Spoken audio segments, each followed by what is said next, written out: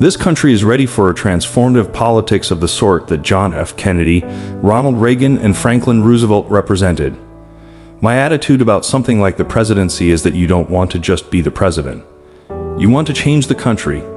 You want to make a unique contribution. You want to be a great president. I don't know exactly what makes somebody ready to be president. It's not clear that JFK was ready to be president. It's not clear that Harry Truman, when he was elevated, was ready, and yet, somehow, some people respond and some people don't. My instinct is that people who are ready are folks who go into it understanding the gravity of their work and are able to combine vision and judgment. Too many times after the election is over and the confetti is swept away, all those promises fade from memory, and the lobbyists and special interests move in, and people turn away, disappointed as before, left to struggle on their own. Well, there are a lot of things I think I can accomplish, but two things I know. The first is when I raise my hand and take that oath of office, there are millions of kids around this country who don't believe that it would ever be possible for them to be president of the United States. And for them, the world would change on that day. And the second thing is, I think the world would look at us differently the day I got elected, because it would be a reaffirmation of what America is, about the constant perfecting of who we are.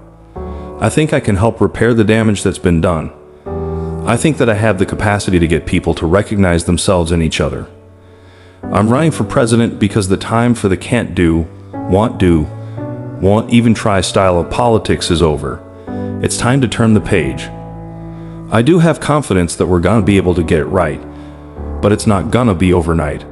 I always felt that a president is accountable for making the best decisions, but that there are going to be a lot of unexpected twists and turns along the way. And as I said recently, this is still a human enterprise, and these are big, tough, complicated problems.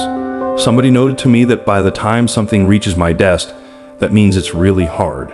Because if it were easy, somebody else would have made the decision and somebody else would have solved it. And obviously at the inauguration, I think that there was justifiable pride on the part of the country that we had taken a step to move us beyond some of the searing legacies of racial discrimination in this country. But that lasted about a day. I do think in Washington it's a little bit like American Idol, except everybody is Simon Cowell. Everybody's got an opinion.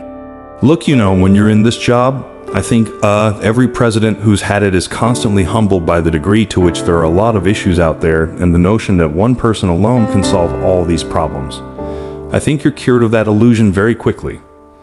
After I received the news, Malia walked in and said, "Daddy, you won the Nobel Peace Prize and it is Beau's birthday." And then Sasha added, "Plus, we have a 3-day weekend coming up, so it's good to have kids to keep things in perspective. Exercise every day, seeing my family, keeping things in perspective, reading history, reminding yourself that this is a long-term proposition and you're not going to get everything exactly right, but hopefully, if you're moving things in the right trajectory, that things usually work out."